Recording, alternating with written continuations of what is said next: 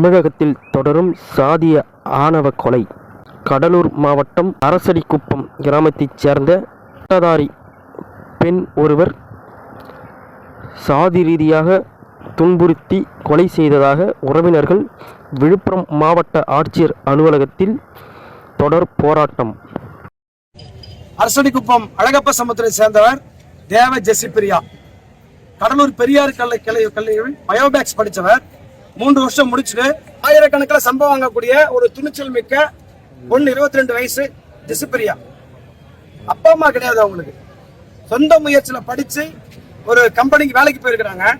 அதே கல்லூரியில படிச்சு ஒழுக்க கேட்டால வெளியேற்றப்பட்ட இந்த பலவனூர் அருகே இருக்கிற சொர்ணாவூர் மேல்பாதி கிராமத்தை சேர்ந்த வசந்தகுமார் அவங்களை விரட்டி லவ் பண்ற பேர்ல, காதல் பண்ற பேர்ல அவங்கள்ட்ட இருந்து பணத்தெல்லாம் புடிங்கிட்டு காதல் பண்றேன்னு சொல்லி கூப்பிட்டு வந்து சென்னையிலே ஒரு இடத்துல வச்சு கல்யாணம் பண்ணி 3 மாசம் குடும்பம் நடத்துறதா சொல்றாங்க.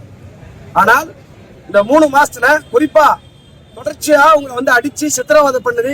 அவங்க மேல கீரை எல்லாம் போட்டு பேரல வந்து கிழிச்சிருக்கிறாங்க. யாராருன்னு கேட்டீங்கன்னா அந்த வசந்தகுமார், அவங்க அப்பா முருகன், அவங்க அம்மா லட்சுமி, அவங்க அண்ணன் பக்தவச்சலம் எப்படி திட்டமிட்டு ராத்திரி பகல் பாராம டீ கொடுக்காம, தண்ணி கொடுக்காம, சோறு கொடுக்காம அந்த அவங்களை வந்து சித்திரவதை பண்ணிக்கிறாங்க. இப்படி இதை தொடர்ந்து அவங்க அத்தைகிட்ட சொல்லி அவங்க வந்து அழுதுருக்கிறாங்க, பல முறை அழுதுருக்கிறாங்க. நம்ம ஒரு 2 பவுன் முதல்ல போட்டிருக்கிறாங்க. அதன் பிறகு விசேஷம் வைங்க மிரட்டி இருக்கிறாங்க. ஆனால் அதற்கிடையில 31 என்ன நடந்ததுல மதியம் ஒரு 12:10 திரும்ப போன் பண்ணி அவங்க அழுதுட்டு இருக்கும் போதே போனு எடுக்கல, சுவிட்ச் ஆஃப். சில நிமிடங்கள்ல அவங்க இறந்துட்டாங்கன்னு செய்தி வருது.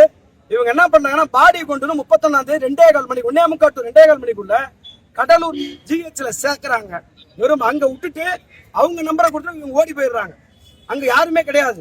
அந்த செத்த இடம் மேல்பாதி, அந்த பையன் தரப்பு கணவன் தரப்பு வீட்டுல இறந்துருக்கிறாங்க.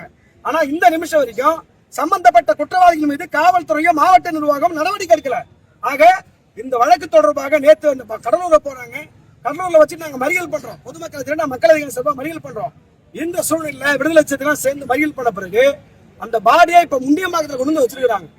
இது வரைக்கும் 3 நாளாவது இன்னைக்கு ஒரு அக்கிஸ்ட கூட அரெஸ்ட் பண்ணி கொண்டு வர ரிமாண்ட் பண்ணல அவங்க.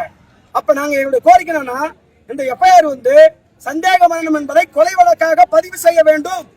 கொலை வழக்காக பதிவு செய்ய மட்டுமல்லாமல் அவரை குண்ட சட்டத்துல போடணும், கொலை வழக்கில் போடணும், அந்த எஃப்ஐஆர் ஆல்டர் பண்ணணும், பாதிக்கப்பட்ட குடும்பத்துக்கு இழப்பீடு வழங்கணும்னு சொல்லி தொடர்ச்சியாக மக்கள் அதிகாரம் விடுதலை சிறுத்தைகள் வழக்கறிஞர்கள் போராடி கொண்டிருக்கிறோம். பாதிக்கப்பட்ட மக்களோடு இன்னைக்கு வரைக்கும் அந்த தீர்வு இல்ல. இப்ப கலெக்டரை பார்க்க வந்தா கலெக்டர் இல்ல, டிஆர்ஓ போய் பார்த்துட்டு வரோம், ஆர்டிஓட்ட பேசுறாரு, திரும்ப கூப்பிடுறாங்க. ஆக இந்த நடவடிக்கை விரைந்து நடவடிக்கை எடுக்க வேண்டும் என்பது எங்களுடைய கோரிக்கை. ரிமாண்ட் பண்ணணும். அது செய்யற வரைக்கும் நாங்க பாடியை வாங்க மாட்டோம்னு நாங்க உறுதியா நிக்கிறோம். பாலு, மக்கள் அதிகாரம், தலைமை.